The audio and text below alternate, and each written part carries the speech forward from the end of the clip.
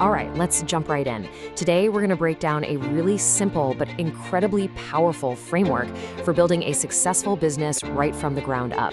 If you've ever wondered what separates the businesses that really thrive from the ones that just, well, don't, then you are in exactly the right place. Okay, let's get into it. It's the question that every single entrepreneur, innovator, and dreamer asks. Is it some revolutionary idea, a brilliant marketing plan, maybe just tons of funding? Sure, all those things can definitely help, but they aren't the root of success. The real secret is actually something way more fundamental. See, the answer is in the underlying structure, the engine of your whole venture. That's what really determines if you're set up for a smooth ride or a constant uphill battle. A great idea with a broken business model is kind of like a race car with no wheels. It looks fantastic, but it's not going anywhere. And this is exactly where our framework comes in. So, let's introduce the green light business model. Just think of it like a traffic light for your strategy. It's designed to help you zero in on the green lights, those core qualities that tell you to go, go, go, while also teaching you how to spot and avoid the red lights that spell danger up ahead. It's simple, it's intuitive, and it's incredibly effective. Okay, so let's dig into the good stuff first. What are these green lights we should all be chasing? Well, there are 3 absolutely essential qualities you need to build right into the DNA of your business model. Let's break them down one by one. All right, first up, and this one's a biggie, high-value customers. This is not about finding any customer. It's about finding the right customer. These are the folks who feel the problem you're solving most intensely and are more than willing to pay for your solution. Think about early Netflix, right? They didn't target everyone. Nope. They went after movie lovers who were absolutely fed up with Blockbuster's late fees. That was a high-value customer with a very, very specific problem. Next up, you have to offer significant value. Your product can't just be some nice-to-have thing. For those high-value customers we just talked about, it needs to be a must-have. For those early Netflix people, getting DVDs sent right to their mailbox with no due dates was that significant value. And later on, a huge streaming library for one low monthly price, that became an undeniable must-have. That's your second green light. And that brings us to the final green light, significant margins. This is the financial engine. I mean, you can have the best customers on the planet and the coolest product, but if it costs you more to deliver your service than you make from it, well, you don't really have a business, do you?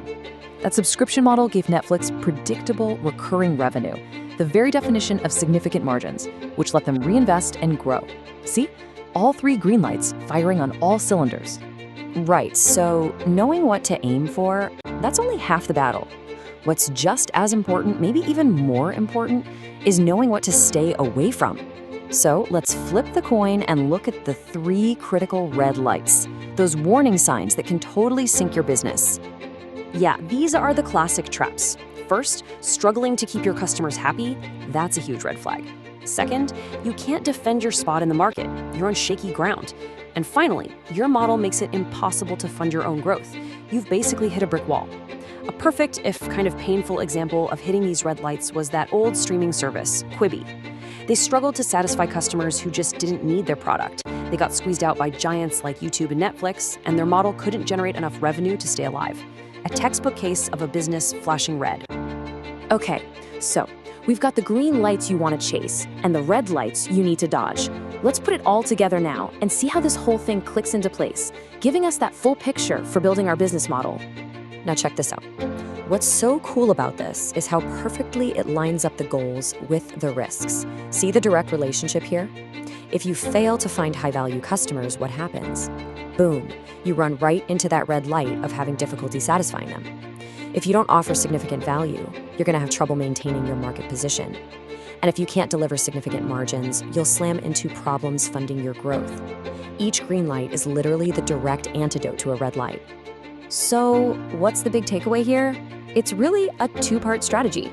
Your job isn't just to build the positive things, it's to be relentlessly on the lookout to steer clear of the negatives. Success is all about the active pursuit of those green lights, while at the same time, consciously designing your business to avoid the red ones from day one. So, as we wrap this up, I want to leave you with a question to apply to your own work. Take a real, honest look at your business, or even just your idea, through this exact lens. Which light, green or red, demands your immediate attention? Is it about finding that perfect customer, proving your value, or maybe shoring up the finances? Thinking about that could be the key to unlocking your next big step.